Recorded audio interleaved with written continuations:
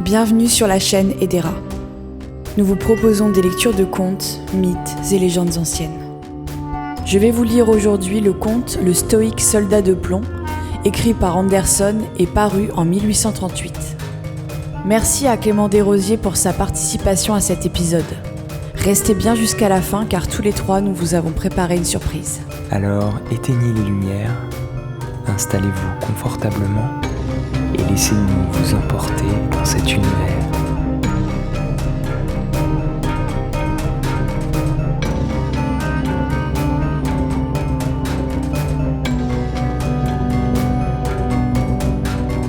Pour une meilleure immersion, je vous conseille d'écouter cette histoire munie d'un casque ou d'écouteurs.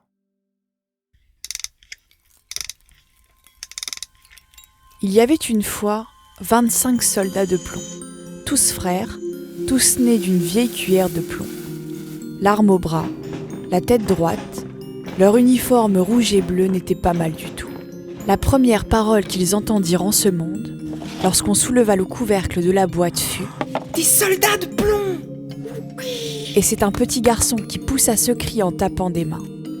Il les avait reçus en cadeau pour son anniversaire et tout de suite, il les aligna sur la table. Les soldats se ressemblaient exactement. Un seul était un peu différent. Il n'avait qu'une jambe, ayant été fondu le dernier quand il ne restait plus assez de plomb. Il se tenait cependant sur son unique jambe, aussi fermement que les autres. Et c'est à lui justement qu'arriva cette singulière histoire.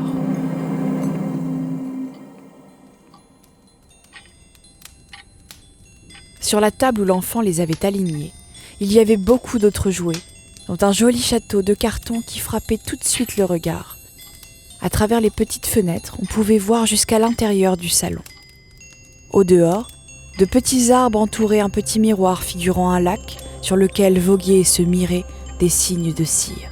Tout l'ensemble était bien joli, mais le plus ravissant était une petite damoiselle debout sous le portail ouvert du château. Elle était également découpée dans du papier, mais portait une large jupe de fine batiste, très claire, un étroit ruban bleu autour de ses épaules en guise d'écharpe, sur laquelle scintillait une paillette aussi grande que tout son visage. La petite demoiselle tenait les 2 bras levés, car c'était une danseuse, et elle levait aussi une jambe en l'air, si haut que notre soldat ne la voyait même pas. Il crut que la petite danseuse n'avait qu'une jambe, comme lui-même. Voilà une femme pour moi. Pensa-t-il. Mais elle est de haute condition. Elle habite un château. Et moi, je n'ai qu'une boîte dans laquelle nous sommes 25. Ce n'est guère un endroit digne d'elle. Cependant, tâchons de lier connaissance. Il s'étendit de tout son long derrière une tabatière qui se trouvait sur la table. De là, il pouvait admirer à son aise l'exquise petite demoiselle qui continuait à se tenir debout sur une jambe sans perdre l'équilibre. Lorsque la soirée s'avança, tous les autres soldats réintégrèrent leur boîte et les gens de la maison allèrent se coucher. Alors les jouets se mirent à jouer à la visite, à la guerre, au bal. Les soldats de plomb s'entrechoquaient bruyamment dans la boîte. Ils voulaient être de la fête, mais n'arrivaient pas à soulever le couvercle. Le casse-noisette faisait des culbutes et la craie batifolait sur l'ardoise. Au milieu de ce tapage, le canari s'éveillait et se mit à gazouiller, et cela en vers, s'il vous plaît. Les 2 seuls à ne pas bouger de leur place étaient le soldat de plomb et la petite danseuse, elle toujours droite sur la pointe des pieds, les 2 bras levés, lui bien ferme sur sa jambe unique. Pas un instant, il ne la quittait des yeux. L'horloge sonna minuit. Alors clac! Le couvercle de la tabatière sauta. Il n'y avait pas le moindre brin de tabac dedans, c'était une attrape, mais seulement un petit diable noir. « Soldat de plomb, dit le diablotin. Veux-tu bien mettre tes yeux dans ta poche ?» Mais le soldat de plomb fit semblant de ne pas entendre. « Attends voir seulement jusqu'à demain, » dit le diablotin. Le lendemain matin, quand les enfants se levèrent, le soldat fut placé sur la fenêtre. Tout à coup, par le fait du petit diable ou par suite d'un courant d'air, la fenêtre s'ouvrit brusquement. Le soldat piqua tête la première du 3e étage. Quel équipé! Il atterrit la jambe en l'air, tête en bas sur sa casquette, la baïonnette fichée entre les pavés. La servante et le petit garçon descendirent aussitôt pour le chercher. Ils marchaient presque dessus mais ne le voyaient pas. Bien sûr, si le soldat de plomb avait crié « Je suis là !» il l'aurait découvert. Mais lui ne trouvait pas convenable de crier très haut, puisqu'il était en uniforme. La pluie se mit à tomber de plus en plus fort, une vraie trombe. Quand elle fut passée, 2 gamins des rues arrivèrent. « Oh, dis donc !» dit l'un d'eux. « Voilà un soldat de plomb. On va lui faire un voyage. Ah ouais !» D'un journal, ils confectionnèrent un bateau, placèrent le soldat au beau milieu, et le voilà descendant le ruisseau. Les 2 garçons courant à côté et battant des mains. Dieu, quelle vague dans ce ruisseau et quel courant! Bien sûr, il avait plu averse. Le bateau de papier montait, descendait, tournoyait sur lui-même à faire trembler le soldat de plomb. Mais il demeurait stoïque, sans broncher, et regardait droit devant lui, l'arme au bras. Soudain, le bateau entra sous une large planche couvrant le ruisseau. Il y faisait aussi sombre que s'il avait été dans sa boîte. Où cela va-t-il me mener ? Pensa-t-il. C'est sûrement la faute du diable de la boîte. Hélas, si la petite demoiselle était seulement assise à côté de moi dans le bateau, j'accepterais bien qu'il y fît 2 fois plus sombre. À ce moment surgit un gros rat d'égout qui habitait sous la planche. « Passeport ! Cria-t-il. Montre ton passeport, vite !» Le soldat de plomb demeura muet. Il serra seulement un peu plus fort son fusil. Le bateau continuait sa course et le rat lui courait après en grinçant des dents et il criait aux épingles et aux brins de paille en dérive. « Arrêtez-le! Arrêtez-le! Il n'a pas payé de douane ni montré son passeport !» Mais le courant devenait de plus en plus fort. Déjà le soldat de plomb apercevait la clarté du jour, là où s'arrêtait la planche. Mais il entendit aussi un grondement dont même un brave pouvait s'effrayer. Le ruisseau, au bout de la planche, se jetait droit dans un grand canal. C'était pour lui aussi dangereux que pour nous de descendre en bateau une longue chute d'eau. Il en était maintenant si près que rien ne pouvait l'arrêter. Le bateau fut projeté en avant. Le pauvre soldat de plomb se tenait aussi raide qu'il le pouvait. Personne ne pourrait plus tard lui reprocher d'avoir seulement cligné des yeux. L'esquif tournoya 2 ou 3 fois, s'emplit d'eau jusqu'au bord. Il allait sombrer. Le soldat avait de l'eau jusqu'au cou et le bateau s'enfonçait toujours davantage. Le papier s'amollissait de plus en plus. L'eau passa bientôt par-dessus la tête du navigateur. Alors, il pensa à la ravissante petite danseuse qu'il ne reverrait plus jamais. Et à ses oreilles tinta la chanson. « Tu es en grand danger, guerrier. Tu vas souffrir la malmort. » Le papier se déchira. Le soldat passa au travers. Mais au même instant, un gros poisson l'avala. Non, ce qu'il faisait sombre là-dedans, encore plus que sous la planche du ruisseau. Et il était bien à l'étroit, notre soldat. Mais toujours stoïque, il resta couché de tout son long, l'arme au bras. Le poisson s'agitait, des secousses effroyables le secouaient. Enfin, il demeura parfaitement tranquille.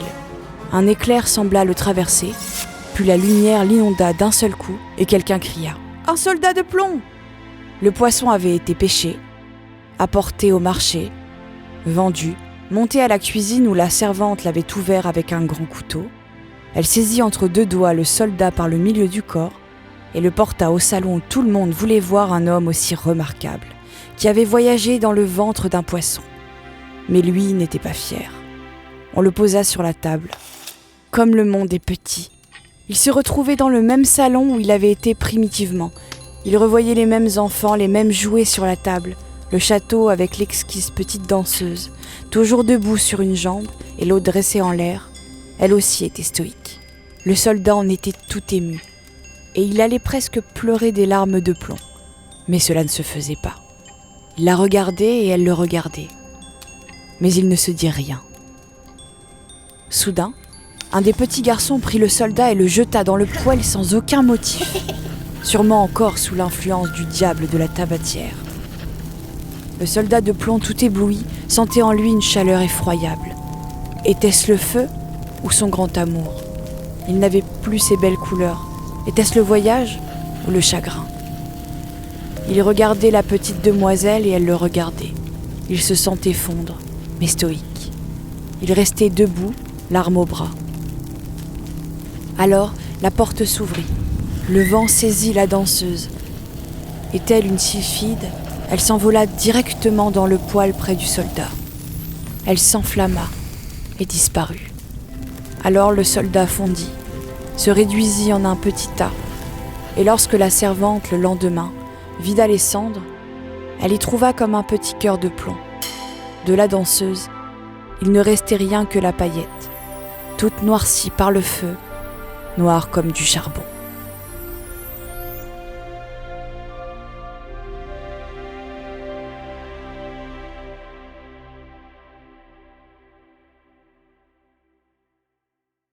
Oh, mais je constate que vous êtes encore là. Eh bien, comme promis, voici une petite création que nous a inspiré ce conte. Et elle s'intitule « Les oubliés ». Le vieux projecteur s'allume, la lumière apparaît et éclaire la pièce, la bobine tourne et nimbe le grenier oublié de sa douce clarté. La boîte à musique le suit et active son mécanisme gracieux, sa mélodie coulée dans le métal résonne sous le toit poussiéreux. Doucement, au milieu des toiles d'araignée finement brodées, s'illumine un monde endormi sur le vieux plancher. Les souvenirs se réveillent, les oubliés s'animent. La petite poupée de chiffon se lève et sourit. Lèvres roses et robe de coton, elle agite ses petites tresses. La vieille machine à coudre s'active au rythme du piano désaccordé. Pierrot se balance sur sa lune. Le cheval de bois rempli de joie reprend sa bascule. L'ours en peluche ouvre un œil, il se secoue. Pinocchio vient l'aider à se lever. Déguisements de tout temps s'envolent dans les airs. Les rêves oubliés dansent dans l'atmosphère. Tout en haut de la demeure, on se rassemble en jouet devant le film du vieux projecteur. Et tous se remémorent. Ce temps où ils étaient les grands créateurs de nos plaisirs et de nos joies. Ce temps où ils étaient le centre de notre attention, tant désirés, aimés, choyés, enlacés dans nos bras. Indispensables, irremplaçables, actifs, utiles, vivants entre nos doigts. Ancrés au cœur de nos vies, objets de nos quotidiens qui le rendaient plus doux, plus savoureux, plus délicat. Dans le grenier, l'ambiance est à la fête. Tout le monde se part de ses plus beaux atours. La petite poupée s'applique à resserrer ses tresses. Pinocchio fait la toilette de l'ours mal lavé. Pierrot repeint sa lune d'un blanc immaculé et dépoussière le cheval à bascule tout en jouet. Tous attendent impatients notre retour. Mais rien ne vient.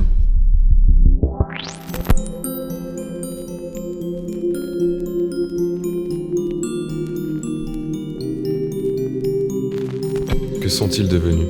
Qu'avons-nous fait de ces oubliés toujours vivants ? Abandonnés inutilement sous l'avidité souveraine, nos cœurs froids entassent et accumulent, plus beaux, plus grands, plus modernes. Et les oubliés se meurent étouffés. Nos vies sont-elles mieux comblées, sous nos greniers encombrés ? Les couches de poussière se superposent année après année. À chaque nouveauté, un objet de plus rejoint le monde des oubliés. Cachés de nos regards, enfouis dans les méandres du passé, eux qui ne demandent qu'à revivre entre nos doigts ce temps abandonné. Dans le grenier, tout le monde commence à se faire à l'idée. Personne ne viendra, peut-être plus jamais. Pierrot laisse s'échapper une larme vacillante qui glisse sur sa lune scintillante. Et soudain, Des lianes coulent au travers des tuiles, des plantes soulèvent le vieux plancher. Le toit s'ouvre au grand air, sous une voûte étoilée. La poussière s'envole dans une brise azurée. papillon de nuit et luciole entrent dans la danse au milieu des oubliés émerveillés. Dans ce tourbillon de vie, ils se laissent emporter par cette nouvelle liberté. Le cheval à bascule cavale dans les nuages chatoyants, éclairé par la lune où Pierrot se tient fièrement. La petite poupée s'empresse de démêler ses tresses, cheveux au vent, elle en rêvait tant. Pinocchio part sur la route avec son ami l'ourson. La machine à coudre brode une ravissante voie lactée. Le piano entonne de somptueux silences. Le vieux projecteur s'éteint et part se reposer.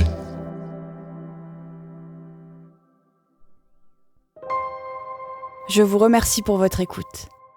À bientôt.